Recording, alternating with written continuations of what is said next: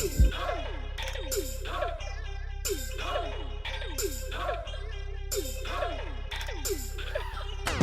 clear for takeoff.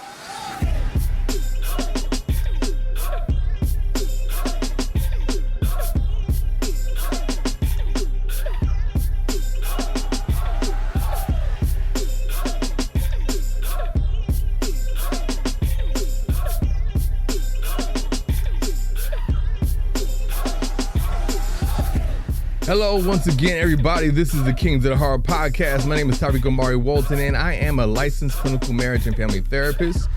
And you know what?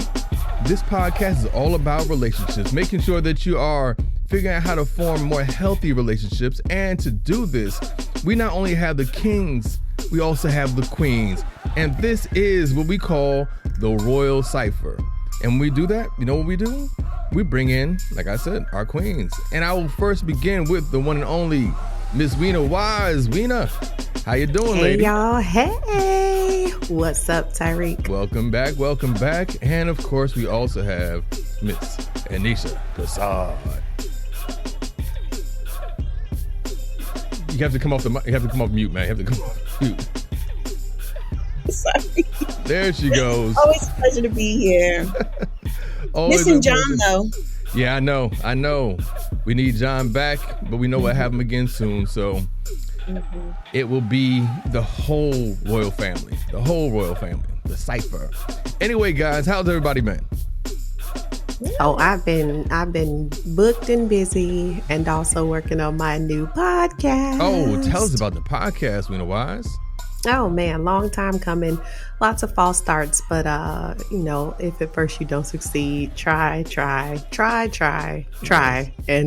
again. We know you are tenacious and persistent, so yeah. Just had to get the right dynamic going, and so so excited to introduce the Wise Ones podcast. I think we're on episode 4 now, and myself and my lovely co-host Janice McGowan are currently recapping this exciting new show that Peacock aired called Couple to Thruple, where 4 couples, on a remote island are trying to navigate bringing a third person into their romantic relationship. So it gives us a lot of racy information to process, and it's really helping folks to understand in their own twosome some of the things you need to think about when you're blending, which I think is a good segue for today's topic. Because definitely yeah, take it away, Tyreek. Yeah, so if you have been listening to the Kings of Heart podcast for the past few episodes, Dr. John and we miss you, Dr. John. Hope you feel better and see you soon. We were talking about moving in together, shacking up, and what that looks like from all these different perspectives. And we had it as a 2-parter because there's so many different topics to cover. And as part of part 3, we saved this specifically for the Royal Cypher. We want to make sure our sisters were here to talk about these 2 particular topics as it relates to moving in together. The first one is blended families. We haven't covered that yet. What it looks like when you have children and your mate has children and you all come under one roof together. So we want to get into that. But we also want to talk about cultural differences, because there are so many different perspectives within culture that may play a role in the way that you're able to relate to one another or get along within your household. Very different perspectives, backgrounds, experiences. We want to get into all those things. So we want to save that for you guys. I'm glad you're here to talk about. Thank you. Thank you. So why don't we do this? Why don't we start off with blended families? I want to just jump right into it with blended families. First, give a description from your perspective what it means to be a blended family and what it is that it takes to bring everybody under that roof in a peaceful manner. You know, just like the transition into the house together. Anybody want to jump in? Well, I'll say a blended family basically is when the 2 of you have children of your own. You each have kids, and now you are coming together under one roof as one family. Okay. Weena? Yeah. Would you add anything to that? I mean, you just hit it right on the head that not only just kids, but I believe that marriage is the joining of 2 families. And by that, it means the in-laws.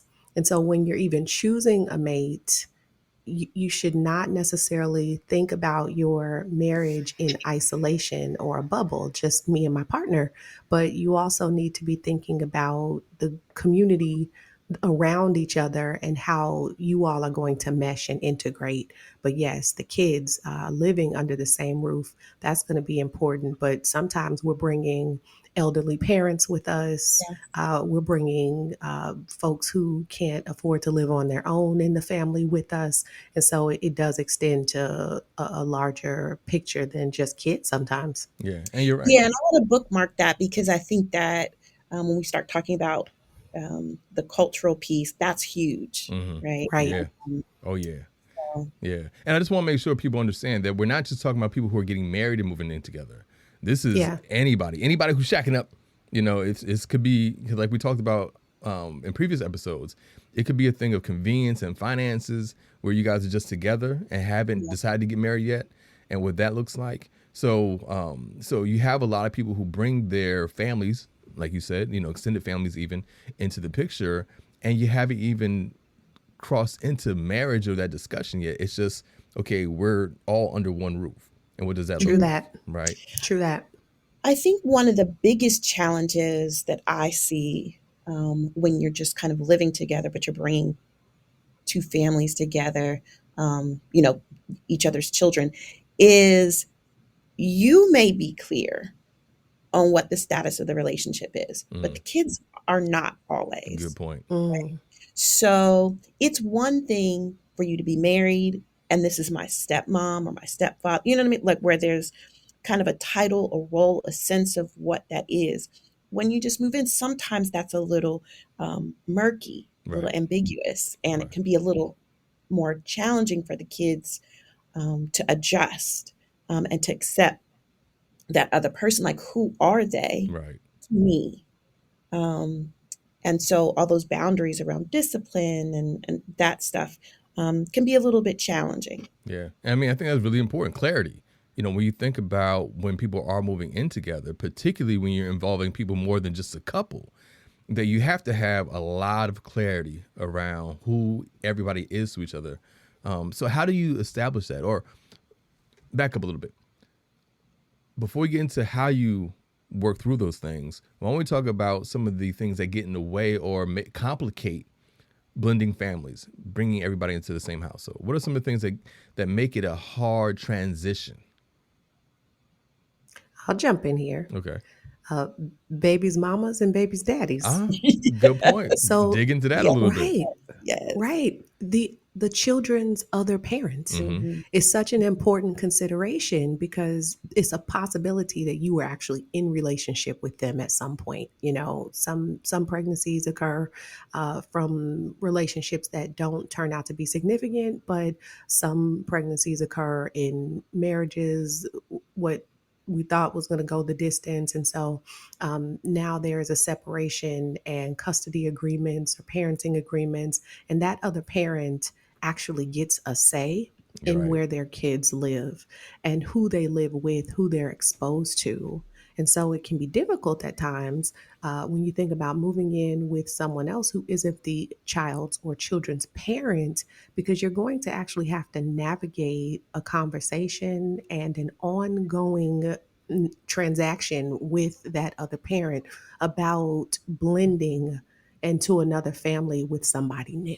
Yeah, I can Hmm. imagine that has to be a really hard conversation to have with somebody. Like, I'm taking your children and I'm moving in with somebody else who's not you. And being on the other side receiving that, like, I don't know how comfortable I am with that. You know, whether I That's met the right. other person or not, I can Hmm. imagine being very not just defensive, but what's it called when you're protective. Want to be very protective of your Yeah, children and what that may be and how they may be affected or impacted by this new person. I can only imagine what that would be like. You know, what have you seen, Anisha, in terms of that particular point with some of your clients? Well, yeah, I mean, it varies. You know, some people navigate it very well and some people don't. Some people feel very resentful, like I shouldn't have to ask permission. This is my life. You chose not to be a True. part of it. And, you know, I'm moving on. And then trying to figure out how to engage the other parent. Um, you know, some people want to keep it clean. Like that's, these are your children. And so I'm not going to be involved with that piece. Some people, definitely want to make sure that they engage right away and have, the parents meet, Yeah. talk about what's going on, because again, like there's so much variability in it. So you have different custody arrangements where the kids, you've got moving parts. So Right. you might have some kids that are with you constantly, but some that move in and out, like they're here every other weekend or, alternating weeks. And so some people, I think the ideal situation would be for the parents to all get together, Mm-hmm. right? Including um, the partner that's moving in, like that we become part of the village. Yeah. We have discussions about what this looks like so that things get reinforced as they move back and forth between homes, and there's clear understanding and open lines of communication. Yeah. What are some other, I want to get back to the transition point, but I also want to talk about what are some things that you need to consider, about blending your family, bringing, your family in with another family under one roof. What are some considerations you want to have and discuss before even making that decision? I would definitely say space, right? How Really so? thinking about where everyone's going to be, Ah, Yes. right. Oh gosh, because yeah. there's equity and kind of that fairness, and who's sharing rooms, and all of that really needs to be taken into consideration when you have kids involved. And the space that you choose, like you make sure that people, the children have space that represents them and where they feel like they belong. Right. What do you think, That's a Whitney? great point. That's Mm-hmm. a great point because as you think about who's moving where, if you are moving with your children into the other person's pre-existing Ooh. space or vice versa, Hmm. it's really important that the child who or children who are moving into the pre-existing space also they get that say and they get that space that helps them to make it their own, Mm-hmm. as Hmm. you're saying. Right. They're already being uprooted from the home that they currently live in, but then to land in a space that hasn't been well thought out and well appropriated for them, it makes for a really, really hard landing Hmm. instead of a soft landing, which is what we always want. Yeah. Hmm. I remember when my father and my stepmother, got married, and I have an older stepbrother who's 5 years older than me. Now, mind you, at the Hmm. time, I'm 7 years old, and he's 12, about to turn 13, and we're going to share a room. Now, we're talking about two only children. Wow. With Yes. that Yeah. kind of gap in age at that time in your lives, moving Yeah. into one little space together. And of course, we have bunk beds, and my brother's huge. He's like, 6 foot when he's like 12, 13 years old. Wow. So he takes up a lot of room. But I can only Yeah. imagine from his perspective, I got to live with this little kid, this little whiny kid, who's Yeah. coming from, And you were extra whiny, I know it. no comment. So, so I can only imagine how that Hmm. felt for him. I'm sure he's told me. I just, kind of buried it somewhere. But yeah, you want to consider what's this going to look like when you're bringing these kids into this household. Do you have enough room for everybody? And if not, how are people going to feel when the room that they used to have in their old home has been diminished to fit your desires, not necessarily Yeah. mine, because we don't really have a choice in this. Right. It's what you want, right? Right. Other thing to think about too is meals and cooking and food, Hmm. right? Because everyone may have a very different taste palette. And so I know for me, I was coming from living with my mother in Brooklyn where we didn't eat pork or beef. Now I'm moving in this household where pork and beef are a regular thing, particularly Yeah. liver. I never liked the liver thing. It was a No. really hard transition to eating liver. But even those things, who's going to be doing the cooking, and what are we actually going to be eating, right? Mm. Yeah, well, all of those things, all of that has to be negotiated. Yeah. Like with every household, there are certain rules Mm-hmm. and certain rhythms that will be new to these children who are coming together. Um, you have a motivation as the partner to, do this, to, make the compromises and changes because you're in love and, you've Right. made this choice. But like you said, these kids didn't make this choice, and yet this has been forced upon them. Right. So I think that ideally, depending on their age, like engaging them in the process would be helpful. In what ways? Um, Like, how would you engage them? Talking about what things that they would like to see and need and what would allow them to feel a part of it, talking about chores and who does what, Mm, uh, kind of involving them as soon as possible in, saying this is your home too. right. Right. You think I about like the idea of a probationary period. it. Mm, You know, people might come for me, but when you are uprooting the life of your children and they're now going to a new school or they're living in a different space and they have to get along with other kids that have different temperaments, there's got to be a grace period where some real adjustments need to be made, and you need to be checking in to make sure that all of that is going smoothly. mm-hmm. And on some levels, if you go into the situation feeling like it has to work no matter what, I think unfortunately you put the entire family in a situation where there's really no room for honesty. Right. Mm, Yeah, it's a Because lot of if pressure. if the kids, right, if the kids temperaments don't mesh well, if your kids are becoming depressed, if they don't have enough space, and for the foreseeable future this is the way it's going to be, you end up forcing them into a space of silence. Mm, mm, So being willing to say we're going to try the living situation right. and we're going to actually check back in after a month, 3 months, 6 months, and see if it works. That's something that is best practice. It might not always be the practice, Right. but you gotta be willing, depending on how you feel about the health and safety of everybody, to take an honest look at whether or not the transition is going smoothly. Mm-hmm. Yeah. And we also have a listener, happens to be my wife. She's actually watching right now, and she said, other than great point for you, Oh, common common ground. grounds for discipline, right? Yes. So also taking that in consideration, how are you going to share the 100%. responsibilities around disciplining children? Because we know that can be a very sensitive topic. Oh, now I'm thinking about the parent who doesn't live in a household. You're bringing you're bringing my child into another household, and that person's going to be disciplining my child, Right. right? But what are Right. some of the considerations you need to make around disciplining the children? Shared discipline.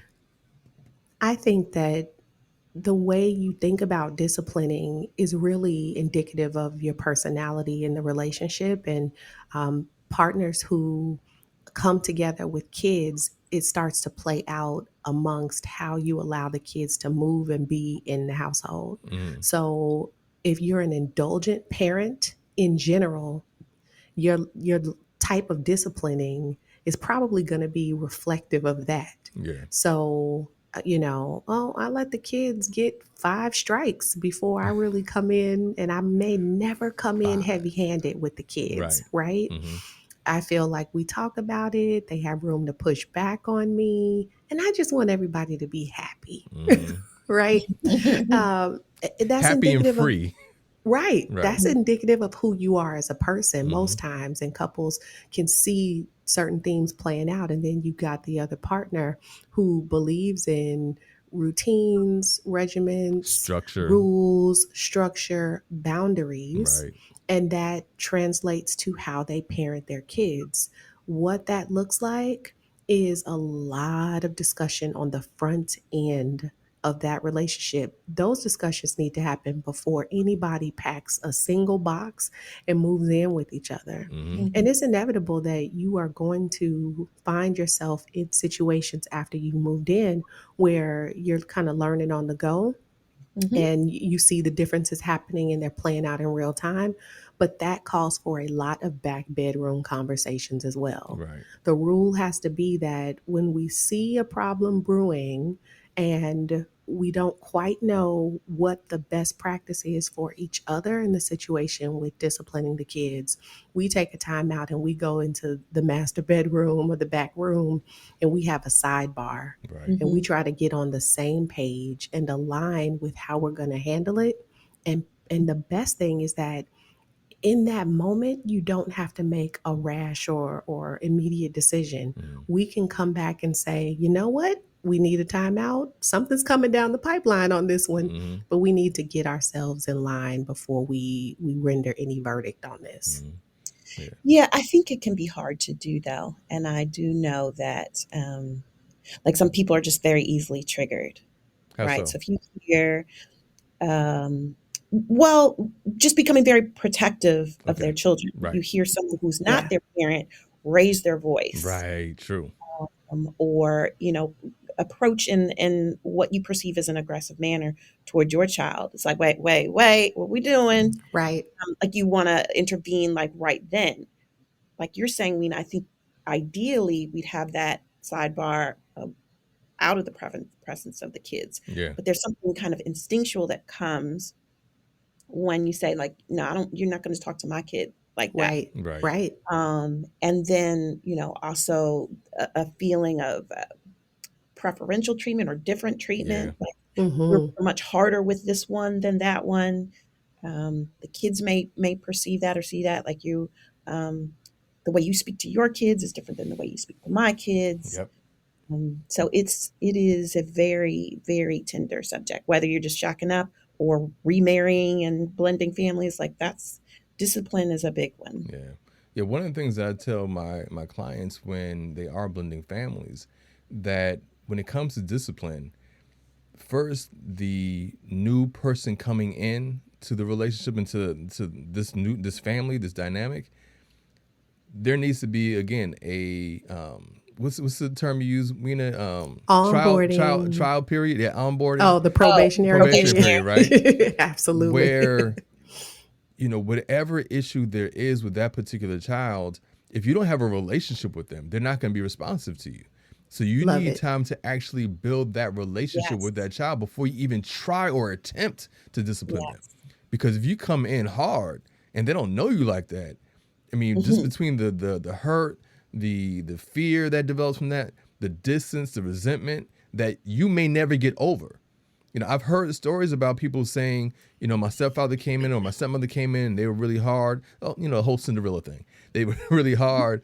And here it is 20 years later and they're still resentful. They never built a strong relationship with that new parent because of how rough they came in as disciplinarians. And for some people, for some of the other parents, I've seen this with my LGBTQ clients. You have one where, the mother of the child will come in expecting her mate now to be the disciplinarian. Like that's her expectation. I want you to be the disciplinarian. I'm bringing you in here to be the disciplinarian. The mate's like, yo, hold on. I don't know your kid like that. Yeah. So you have to manage those expectations. So there needs to be a relationship that develops between the child and the new parental figure before you can even begin to explore discipline. And I think that absolutely 100%. And I think that gets to, we know what you were saying about the necessity of having those conversations ahead of time Right. and really communicating expectations. Because I've seen it where, like, let's say there's a child, the gender pairing, right? So the new partner coming in is the same gender as the child of the parent, right? Okay. And there's an expectation of what that relationship is going to look like. Right. So if it's a girl and I'm bringing in my, female partner, you're going to do her hair and you're going to, kind of build and nurture a relationship around, kind of the rituals that females and women do. Right. And the new partner coming in may not be comfortable, Yeah. may not be sure of what the boundaries are. May not know how to do hair. Yeah. Oh, yeah. Don't know how to do hair. Don't make are assumptions not, now. kind of into those things themselves. Right. Or there's some tension from the other parent, right? And so Right. they're reticent on how to engage. And so I see sometimes like a real disconnect between what's expected and what's communicated, Mm-hmm. right? Like there's some ideals around what this is going to look like and what your role is going to be as this, child's other adult in their life. And I think it requires some good talking through ahead of time before you cross the threshold. Right. I couldn't agree more. And I think when children coming in are at very different ages and stages, Yeah, it yeah, also requires a lot of communication. Mm-hmm. yeah. Because if you have the older children and you're coming into a situation where you're going backward, you now have to repeat some phases and stages with raising kids. The assumption may be that, oh, you're fine with it. You've been here, done that before. And you may be thinking, yeah, I actually didn't want to repeat. Like I'm out of the woods. Mm-hmm. This is going to be hard Mhm, for me to have to come back and do this again. Even when kids are the same age, they can have such different temperaments mhm. that assuming that one child is going to be like the other child because this is your experience, that's something that could lead to a lot of confusion. And So conflict. communication, yep, Mm-hmm. communication is so important because every kid is going to need something different. Right. Yes. The thing that Anisha said earlier that kind of skipped by, the term that I like is negotiation. No, so Mhm. as you're making this transition into everyone living together, everyone coming under the same roof, there needs to be a lot of negotiation because you are a different kind of parent than I am. So we need to negotiate what these things are going to look like. We have to talk about what disciplining looks like. You may be a yeller, you may be a beater, you may be someone who's a lot more lax. There could be so many Oh, different. a lot of But beating. I'm a mandated reporter, so I don't know how that's going to work. I'm joking. But these are conversations that people have to have because people do Yeah. really come from a different Mhm, perspective. So there needs to mhm, be negotiation around that. There needs to be negotiation around discipline, around mhm, meals, around bedtime, around structure when it comes to homework. You know, visitation with the other parent. Can they Allowance. allowance if you're actually doing it? Because I don't know how many. Anyway, chores, all yeah. those things. There has to be a lot of negotiation between the couple, and you may want to include the kids in some respects, but there has to be a lot of negotiation between the parents about what this is going to look like. You can't come into this thinking your household now is going to look like what your household looked like before. Even if everyone's moving into your space, you have to negotiate what everything's going to look like for everybody because, again, it's not just your space anymore. It's a shared space. So how does that look It's for a everybody? shared everything. Yeah, This it's a is shared such a experience. web, right? It's a web that extends to every aspect of coming together, Hmm. Mhm, even the finances, Oh, right? yeah. Right? Meaning the kids are now doing basketball, ballet, soccer, jazz, piano, Right. Who's and paying for then this?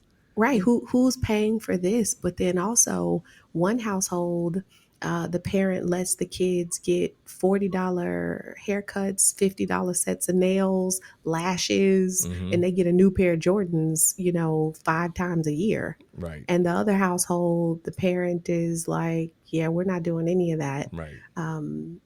That is tough, but Hmm. you are blending experiences and you have to figure out how to make allowances for some of the things that you might not really believe in. Yeah. mhm, Right. Like I have to neglect my kid now. I can't get my kid Jordans because you don't want your kid to have Jordans. So my kid has right. to Suffer. suffer because of the limits you want to place on your kids. I mean, there's so much to negotiate. I can't Yeah, only yeah, yeah, that's a lot. That's a lot. So yeah. let's But I think, though, go I ahead. wanted to interject in here. Okay. One of the challenges, because some of the things we're talking about is just blended families, period, Mm-hmm. right? Whether you getting married or just living together. I think one of the challenges I see in blended families when you're just living together is the ease with which they separate. Mm-hmm. Meaning, divorce, like you take a little bit more time to kind of work through it, think through it, and Right. You might be a little but more invested in staying together. correct. Right. Um, but it can be so incredibly disruptive Mm-hmm. when people who are just living together that just separate. Yeah. For the kids, I mean, it's uprooting everything. Like, suddenly, we have a big argument and like, get out, just leave. And like, we're literally packing up our stuff Right. and we're leaving. Right. And so I think I have seen that, quite frequently where, um, lease is not like the timing of things, like it's not necessarily as considerate of the needs of the kids Mm-hmm. in that way. Like we'll just move. Right. And that it could be different school. Like it's a lot. It's a whole cascade of Right. things. So true. Yeah. I mean, it's a very mature decision to make, because if you're just operating off of emotions and you know how that goes, where you can just split in a second, then yeah, you are going to disrupt not just your own life, but yeah, the life of your children, their children. You don't know what kind of relationship they've developed, and now you're pulling them apart. You know, I've known of blended families where two kids, 3 kids are coming into the picture, and they develop a very strong bond, and now you guys break up. Are the kids no longer supposed to communicate? Well, yeah, that's an important part too, right? So if you're married, if these are your kids, right? There's Mm-hmm. custody and an expectation that we will continue that relationship. Obviously, I'm still your parent. When you are not a parent, we're not Right. even married, Right. but we break up. We've been living together for the past 7 years. I've been in part of your child's life since they were 3. Right. But because we're beefing, now that relationship is completely cut off. Like Yeah. this child has suffered a loss. Right. And so that's sometimes like hugely terrible in terms of navigating those things, and people need to keep that in mind before you bring kids into it. Know that you're in it for the long haul. Like if you're going to invest and say, you need to respect this person as another adult in your life or whatever, then that you are accepting this child in your life for the long haul, no matter what happens in the relationship. Right. And I don't feel like that happens. Like a lot of times, like it'll just be a complete cutoff. Mm-hmm. I'm not sure who mentioned it earlier, but you talked about bringing other family members into the household, right? Maybe aging parents and stuff like that. And I think that would help us make a good transition into cultural differences that you need to consider when moving in together.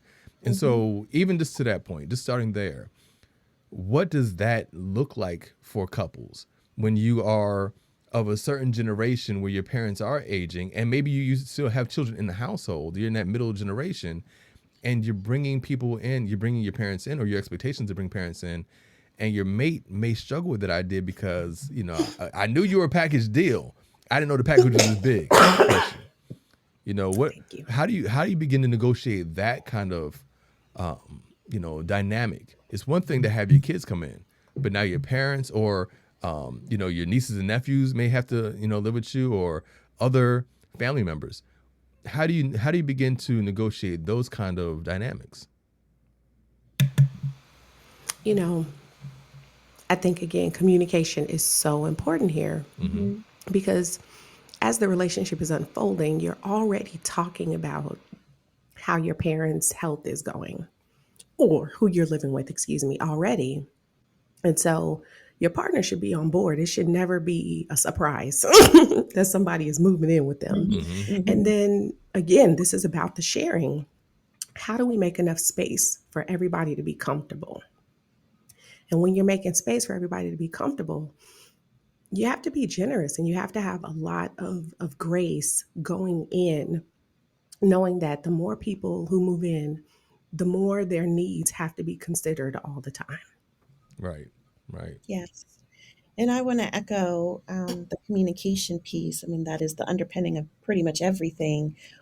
But it's important to consider your partner's wants, needs, desires as it pertains to this, right? So I can say, well, it's my mom. Of course she's going to come live here.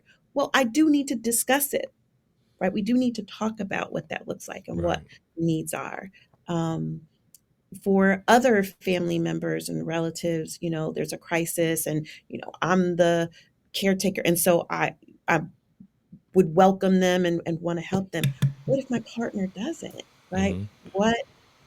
How do we, as you said, Tariq, how do we negotiate that? Right. I think those are discussions that have to be had. Mm. And I think culture can play a big role in that too.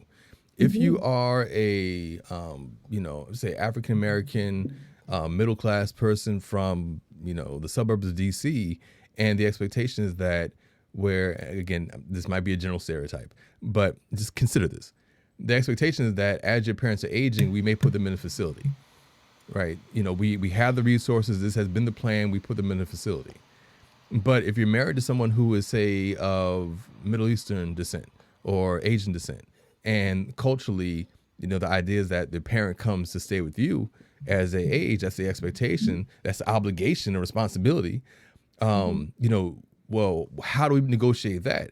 I'm coming in thinking, well, it makes sense that we have the resources. Let's put them in a facility where they can be taken care of more than we can take care of them.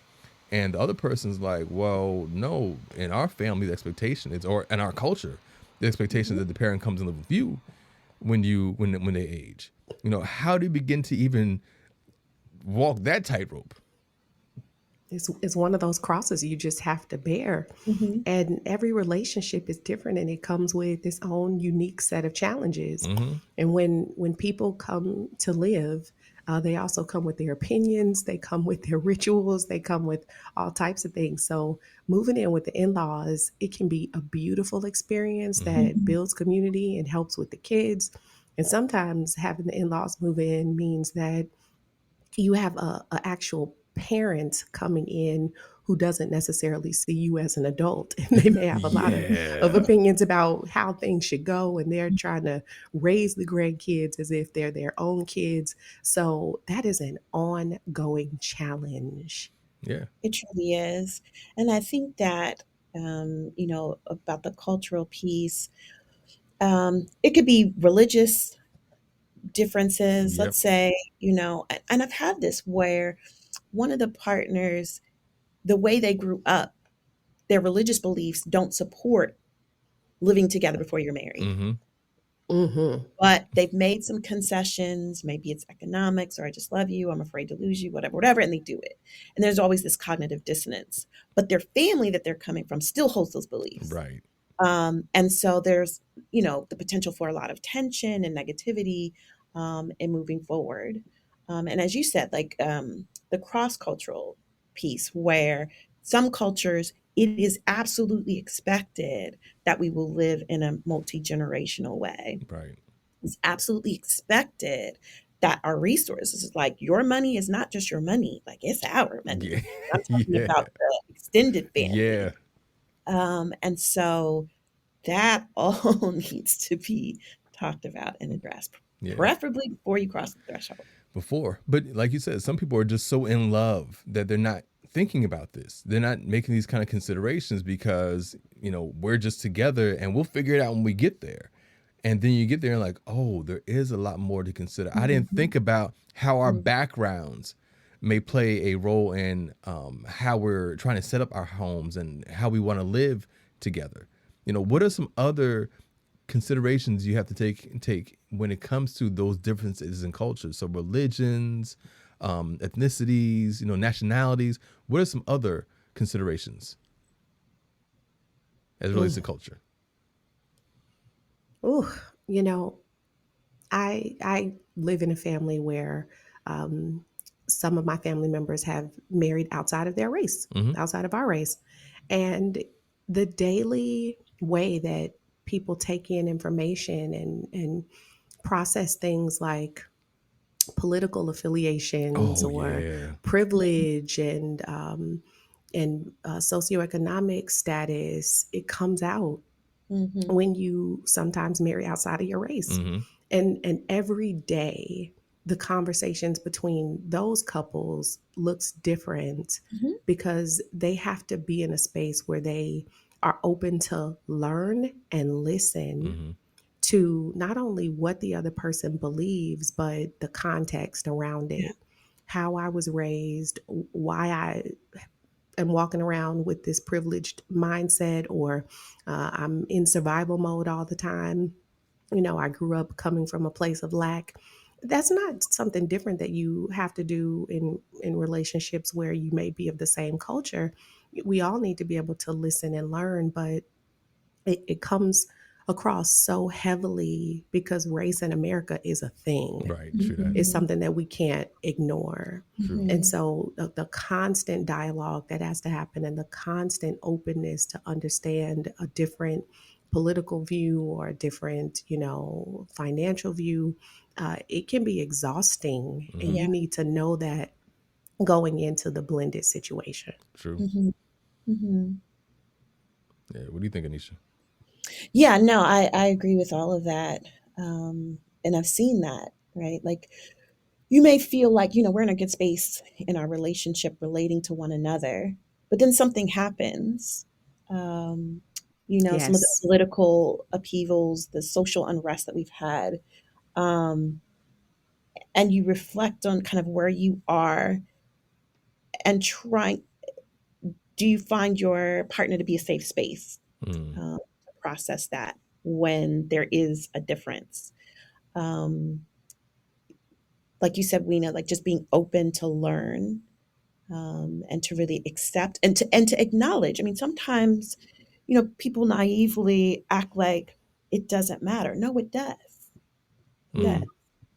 And being Yes. willing to take on those, and have those courageous conversations, even in the midst of, our coupleness. What does it mean to be, Latino and, uh, I've got family members on the verge of deportation. Mm. I know you love and accept me, but you're voting with a party that supports, like those kind of Yes.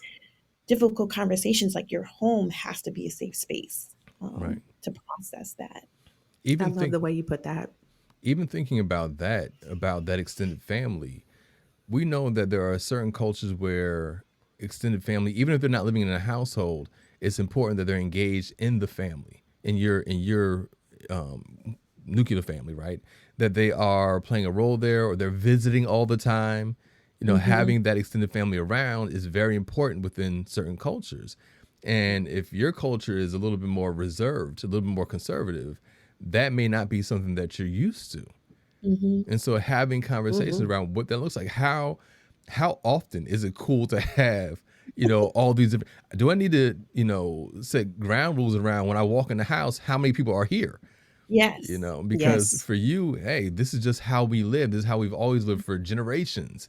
Hmm. And now we're living together and your expectation is that it's just you and I all the time. That's not what I'm used to, Hmm. So even that part of it. Celebrating holidays is Ooh. another big one. Let's Yes. talk about that a little bit. Even if you share the same religious affiliation, but you practice differently. And when it comes to holidays and who's coming into your household, what the expectation is for you guys going out, because now if you are living together, people are expecting to see you guys together all the time. Hmm. So what are the expectations with that? So what are some of the things that you have to take into consideration when it comes to even religious celebrations within the same household now? I think the religious discussion should come up very early in And it typically the does. dating relationship. Right. It does. Right. It Hmm. again, it should be having you should be having that discussion long before you think about packing a box Hmm. and moving in. But even when couples think that they have gone over it, you're going to learn on the job sometimes when you get into the Hmm. relationship, Yeah. And what are some of the into things you those see? situations. Hmm. Yeah, I think that splitting time on holidays, that Hmm. this is outside parent. Remember, baby's mamas, baby's Oh daddies, they goodness. may have some religious Yeah. beliefs that dictate that we go here, we do this, we don't eat that, we, Right. yeah.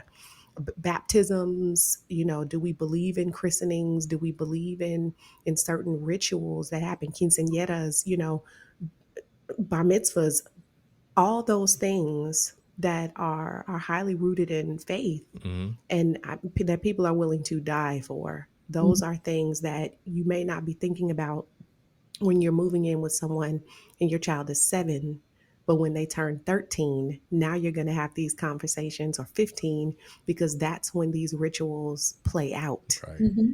And so again, this evolving negotiation, as Yeah. Anisha said, Hmm. around how we just make space for your faith to play out. And sometimes the rule is going to be if it's not killing anybody, we have to let it happen. Yeah. Yeah. Yeah. Yeah. Mhm. What do you think, Anisha? Yeah, like you said, Weena, I think the whole idea of it evolving, and making sure that you have um, healthy, clear, and consistent communication as needs change, as the children grow through different developmental stages, um, and checking in, like, what are our short-term goals, what are our long-term goals, what does family look like? Like, I like with my clients, especially my premarital ones, I like for them to do almost like a mission statement. Mm, Mm-hmm. Think about your kids right now when they are adults. What do you want them to be able to say about their home? right. What it was like? What are the adjectives that you want them to be able to say? Like, that doesn't happen, kind of randomly. Like, you have to be intentional about creating, I was loved, I was accepted, I was taught that I could be like those things. If that's what you value, then you have to make sure that you are moving in that direction. And so, whether it's blended families, who when you're coming together to live together, you should have those same discussions about what it looks like. Yeah. Yeah, definitely. What do you want it to look like? Exactly. So one thing, well, I guess this is our chance to talk about the different things we want to take away from this conversation. So time for our noble truths. Weena, why don't you start off? What are some of your noble truths about this conversation around moving in together, particularly when it takes into consideration blended families and culture? What are your noble truths? Establishing rapport is one of the most important things you can do when you're blending a family that extends beyond just you and your partner. You don't make any assumptions about the new people that are going to be sharing space with you. You get to know them. You listen with the openness and a level of grace that makes people feel welcome, because you're going to have a much better living experience if you do that on the front end. Right on. How about you, Anisha? What do you have for your noble truth for this week? I guess what I said earlier about making sure that everyone has space, psychological and emotional space to be their individual selves and express how they're feeling, but definitely physical space that feels like I have a place and I belong. Right. Nice. Yeah. And what about you, Tyreek? Thank you for asking. I appreciate you asking. That's right. I would say my noble truth for this week is this takes a lot of negotiation, and you have a lot more to consider than just yourself when it comes to blending families and everyone moving in together. Like Dr. John and I talked about for the previous 2 episodes, we just talked about basically what are you considering as the couple are moving in together. But when you start talking about blending families, there's so many more conversations you have to have, because again, you're coming from very different backgrounds.